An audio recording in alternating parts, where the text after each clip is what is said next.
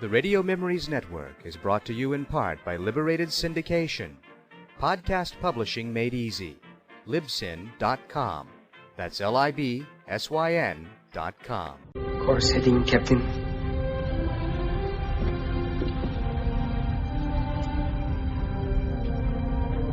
Second star to the right. And straight on till morning.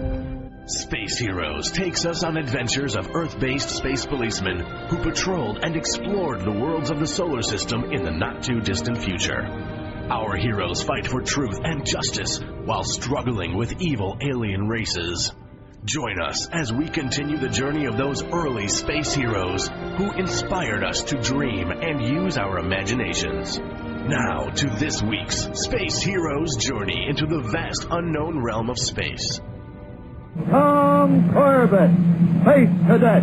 Tom Corbett blasted into outer space first in comics and newspaper comics, and had already blasted onto the small TV screen as one of the first TV kiddie series in 1950. Each episode centered around the voyages of the spaceship Polaris, whose crew includes pilot Tom Corbett, Tom's best buddy, the often hot-headed astrographer Roger Manning, Astro, the alien from Venus who handled the power deck, Dr. Joan Dale, Captain Strong, and Commander Arkwright, head of the Space Academy. The episodes had heavy on action, with good special sound effects for the blastings and power thrusters, and carry along with the action a very definite pride in Space Academy procedures and principles. In that sense, it was a forerunner of Star Trek that was still far off in the future. Let's join the Tom Corbett Space Cadet in this week's exciting space adventure.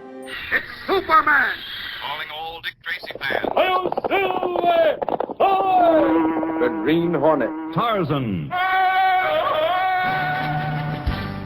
Pull up your imagination. It's time for Radio Superheroes. On this edition, we'll rocket off to interstellar space on Tom Corbett, Space Cadet. Don't go away. All the thrills begin right after these messages. Stan Freeberg here. The Radio Spirits catalog features thousands of cassettes and CDs of old-time radio. Call right now and Radio Spirits will send you their latest catalog absolutely free. Call Radio Spirits right now at 1-800-RADIO-48. That's 1-800-723-4648. Welcome back to Radio Superheroes. It's time now for a futuristic adventure with Tom Corbett, Space Cadet. For years in comic books, newspaper strips, and on radio and TV, Tom Corbett and his sidekick Roger Manning piloted their spaceship Polaris in search of evildoers in interstellar space. Last time we began the two-part story, Rocket into Danger. Here's part 2 now of Tom Corbett, Space Cadet.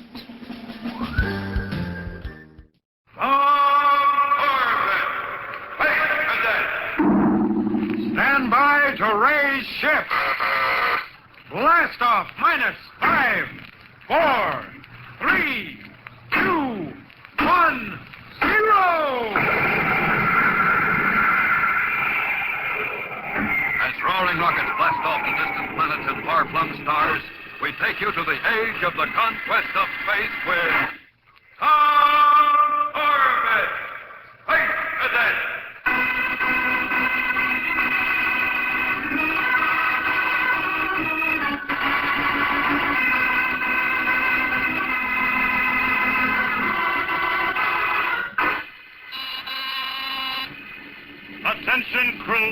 Attention crew, we are clear of the asteroid belt. Resume scanner watch for Captain Parker and the missing rocket scout. Attention crew. Manned by Captain Strong and his crew of space cadets, the rocket cruiser Polaris blasts through the blackness of the void, combing millions of miles of empty space for the missing rocket scout 4J9, unreported for almost 3 days. On the control deck, Tom Corbett and his skipper guide their powerful ship on an erratic search orbit, tracking down every target on the radar scanners, checking every wandering meteor. But as the hours pass, the search seems to grow more and more hopeless, and the reports from Roger Manning on the radar bridge topside become more and more discouraging. Radar bridge control deck. Control deck aye. Go ahead, Roger. Nothing in this area, Tom. Not even space does. Did we cover this whole sector? Backwards and forwards and inside out. All right. Stand by for orders. Captain Captain Strong. I heard him, Tom. Let me speak to him. Right, sir. Here's the skipper, Rog. Hello, Manning. Aye, sir. Where are we now? Approaching the orbit of Jupiter, 3 degrees above the plane of the ecliptic. All right.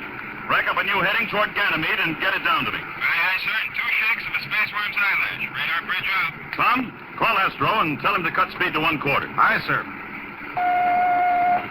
Control deck to power deck. Check in. Power deck, aye. Ease her off, Astro. 1/4 space speed. You found anything? No, Astro. Preparing to change course. Oh, okay. 1/4 it is. 1/4 as ordered, Tom. Right. Listen, Tom. What? How long are we going to look for this needle? Space is an awful big haystack. I know. But I guess we'll search until we're sure of one thing. What's that? That Captain Parker is either alive or dead.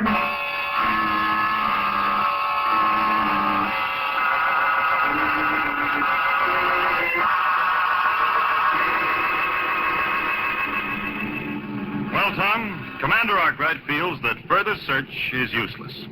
He's ordering us back to Earth. Oh, no, sir. Not yet. Orders are orders, Tom. Notify Manning to plot a new course back to Earth. Yes, sir. Radar bridge control deck. Control deck guy. What is it, Rog? I was just going to call you. Listen, Tom, I don't know whether I'm seeing spots in front of my eyes or not, but I'm getting a blip on my scanner. Well, you've had them before. Probably a meteorite. Just a space hobo. Manning, feed it down here on the control deck screen. Let me have a look at it. Aye, sir. Here it is. Tom, that's no meteor. That space hobo is a jet boat. A jet boat? It must belong to the rocket scout. Right. And Captain Parker must be on it. Break out the spacesuits, Tom. You and I are blasting over there in our own jet boat to take a look.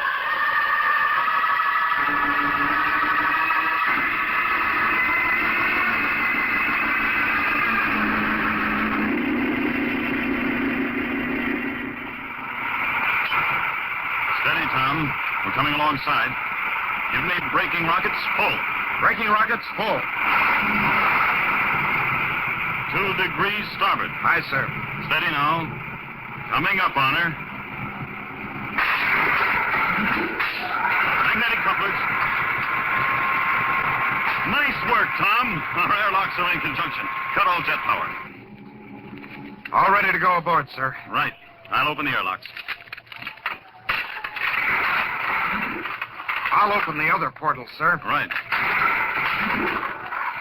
Okay, sir. We can climb in. Come on. Be careful, Tom. Okay, we're over now. Parker! Parker! See him anywhere, sir? No. Parker! Parker, where are you? Pilot's compartment is empty, sir. So is the rest of the cabin, Tom. The boat is empty. Empty? Then what happened to Captain Parker?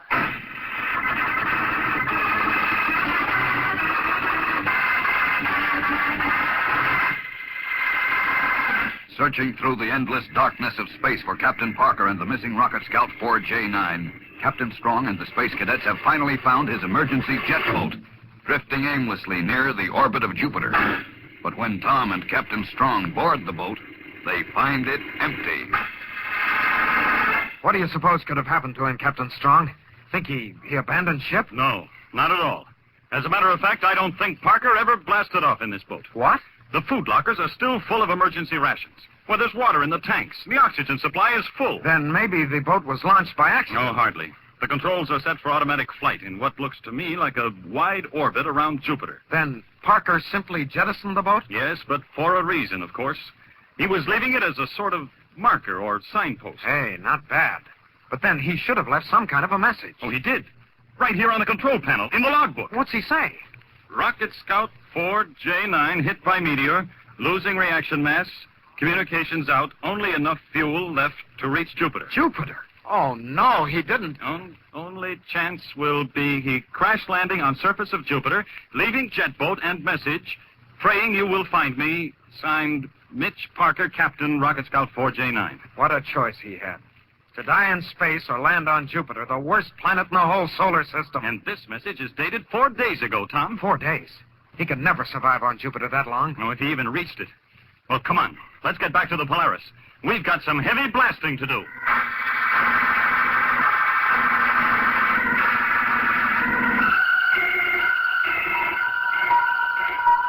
Hey, Rog.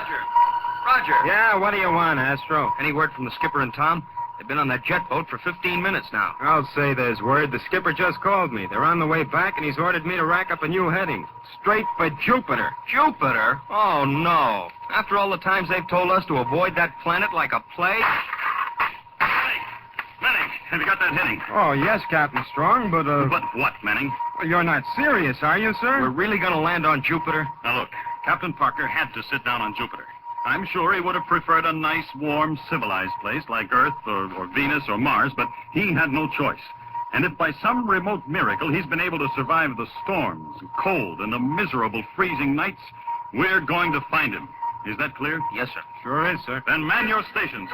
We blast in 1 minute.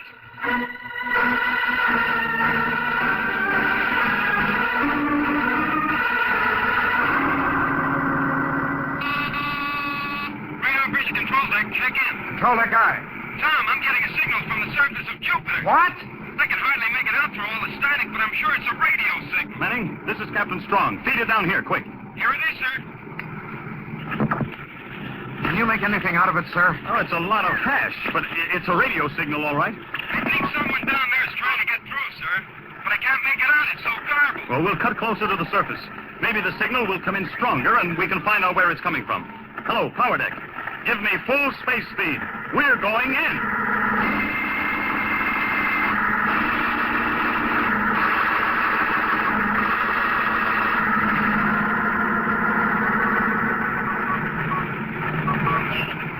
This is the strongest the signal has been. Parker must be on Jupiter somewhere. Tom, tell Astro and Manning to stand by their intercoms.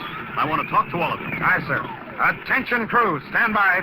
Skipper wants to talk to us. Astro standing by. What's up, Junior? Stop wasting time, Rod. You'll find out soon enough. My, making noises like a real hotshot again. All right, fellas, pay attention. Now, this is a decision for all of us to make. There is reason to believe that Captain Parker is alive on Jupiter. The strength of the signal indicates he's somewhere in the area directly below us. Well, what are we waiting for, sir? Let's get him. Now, let me tell you a few things about Jupiter first, Manning. Even though it's a giant planet, it whirls on its axis like a top. Now, this action creates storms that make our hurricanes on Earth seem like spring breezes. After listening to Manning, sir, big winds never bother us anymore. Very funny. Now, pay attention. This is nothing to joke about. The days are only 6 hours long, and it's plenty cold. But when night falls, it becomes so cold that no living thing can exist on its surface for more than 20 minutes. Nice friendly planet. You know, I'm not through yet. Gravity on Jupiter is 2.5 times that of Earth. So every step you'll take, you'll feel as if you're dragging a ton of plutonium. And finally, the atmosphere is full of noxious gases, methane and ammonia. Now, what do you say? Only one thing I can think of, sir. When do we land? Do you all feel that way? I always wanted to pick up some weight. I'll gain 300 pounds in no time. How about you, Manning? You'll need help in keeping these jokers out of trouble, sir. Count me in. Thanks, boys. Then stand by for landing. Ready or not, Jupiter, here we come.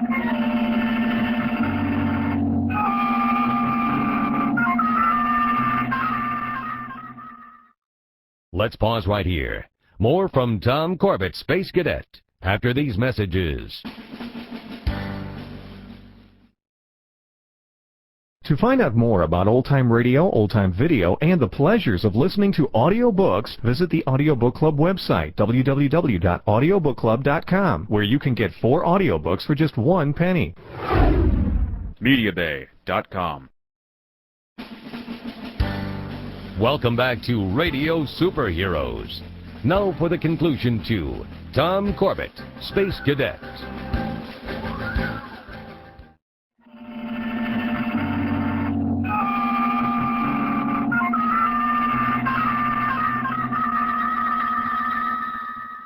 Well, we're down, sir. Oh, that was a rough one. You mean we made it? We're still in one piece? Yeah, Roger. Spaceman's luck was riding with us. I don't know how you did it, Captain Strong. I've been holding my breath for the last 30 seconds. I told you guys I'd bring you down okay. Thanks, Manning. All right, now let's get to work.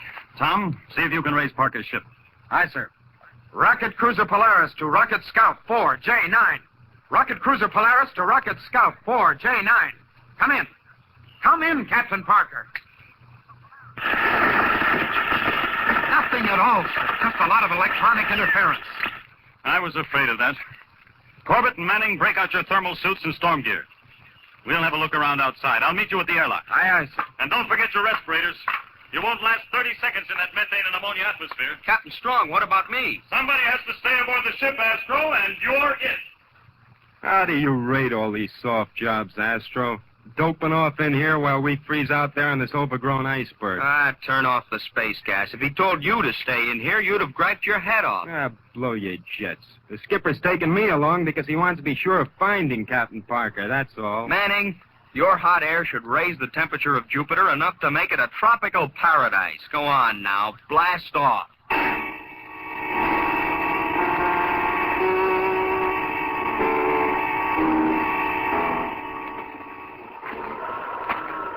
Captain, I'm beat. Can't we rest a while? My legs feel like dead weights. I can hardly drag them. Yeah. I'm in the same orbit, sir. All right. We'll stop for a minute. I'm tired myself. Oh, it's no wonder. We each weigh about 450 pounds. 450 pounds? I ought to start reducing. The only thing you ought to reduce is the size of your head. One more crack like that, and I'll reduce the number of your teeth. Are you fellas at it again? I guess we're a little tired, sir. Sorry. Well, just rest here while I look around. What does he think he's going to see through that electronic viewer? All we're looking for is a bunch of static. This entire mission's been a wild goose chase from the start. Hold it, Roger. The skipper's waving at us and pointing at something. Give me that viewer. Here. Yeah. I see it. It's a spaceship. Of all the blind luck, we've found it. I don't believe it. Let me look. Jumping Jupiter. What do you know? I brought the Polaris right to it. Come on, boys. Come on, boys. We have only 2 hours of daylight left. And that ship is over a mile away. A mile? I can cover that in no seconds flat. Yeah, on Earth you can, but not on Jupiter. Well, let's go.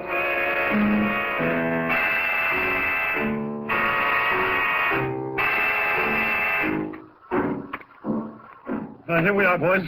We made it. I don't see how. Me either. Now, give me a hand here. I've got to open the airlock. Come on, Rog. Crack away some of this ice. Yeah. Well, a little more on this side, boys, and the airlock will be free. I've got it. All right. Now, let's hope it'll open. There it goes. Well, it is high. Quick. And don't fall, or we'll need a derrick to pick you up. Step it up, will you, Junior? Let's get out of this cold. Outer portal cleared, sir. I'll close it. I'll equalize the pressure. Pressure system sounds like it's in good shape, so the hull isn't sprung. Thank goodness for that. Pressure equalized. All right, boys. You can remove your masks now, and let's go. These scouts aren't very big. We won't have far to look. All right, this way. Pilot's compartment is up forward. Look at all those sacks of mail. Well, an awful lot of people aren't going to get letters. No, we'd never be able to transfer all this stuff ourselves. Tom, give me your space light, quick. Oh, here you are, sir. Hey, look! On the floor of the flight compartment. Why, it's Parker. He's not moving. Great Ganymede, is he? Oh, he's still alive, Manning, but he's in a bad way. We've got to get him back to the Polaris. Oh, we can't carry him, not under this gravity. We've got to, somehow. On the ball, fellas.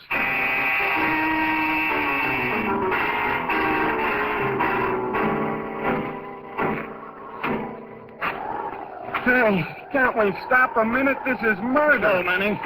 Keep moving. Every minute out here lessens Parker's chances. It's getting dark. Awfully fast, Captain Strong. That's another reason to move. No one can survive out here at night. Now get rolling. Hey, what's that? Captain Strong. Look! Up there on top of those mountains. I must be seeing things. The mountains are blowing their tops. It's the hydrogen in the methane atmosphere uniting with the sodium in the mountainside. The ground! It's moving! An earthquake! Get down flat! Quick! No, don't! You'll never get up again! Come on, both of you! Get in a huddle! We'll lean on each other and brace ourselves! It's our only chance!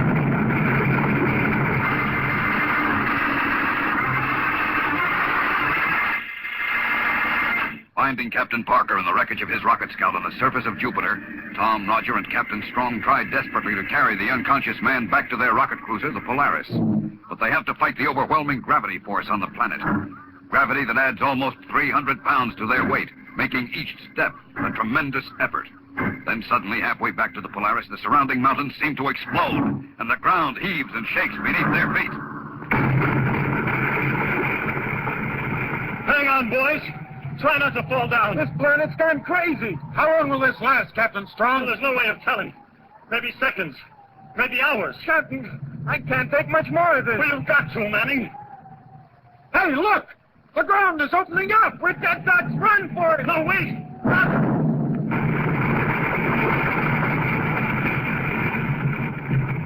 Jumping jets! That chasm opened up right behind us. 2 feet closer and we would have dropped through. Listen, boys. Those explosions, they're dying down. Guess the worst of it is over, sir. Temporarily. They'll start again. So let's get moving while we still have the chance. The next earthquake may wreck the Polaris.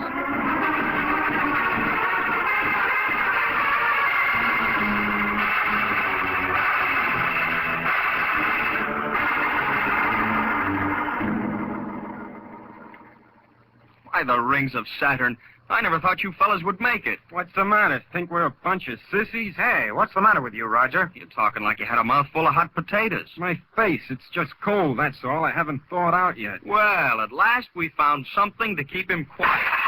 All right, boys. All right. Man your stations. Those mountaintops are starting to flare again. Gangway, I've had enough of that routine. Rocket motors are warmed up and ready, sir. All right, make this fast, Astro. You bet, sir. Strap in, Tom. Yes, sir. But what about Captain Parker? Oh, he's pretty sick. I think he'll pull through. He's asleep now down in my cabin.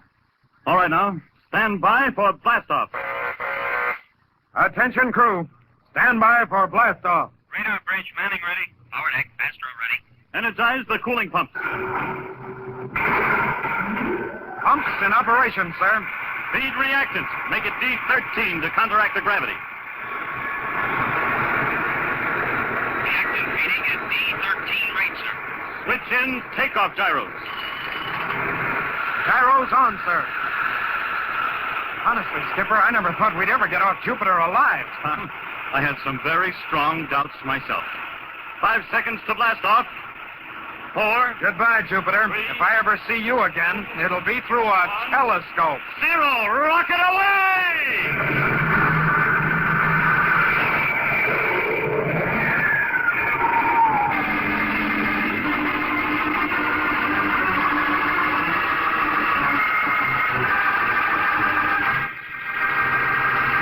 Don't miss the next action-packed adventure with Tom Corbett and the Space Cadet when danger and death strike from the void in the mystery of the Space Station of Danger.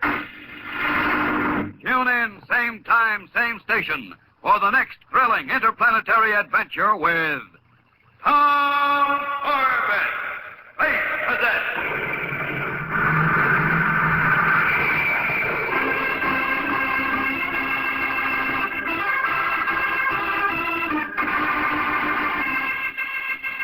Tom Corbett, Space Cadet, starring Frankie Thomas, can also be seen on television and appears in the comic sections of many of America's leading newspapers. Look for it daily and in weekend editions. Featured in the cast are Al Markham as Astro, Jan Merlin as Roger Manning, and Edward Bryce as Captain Strong. Today's program was written by Jack Weinstock and Willie Gilbert, directed by Drex Hines. Jackson Beck speaking.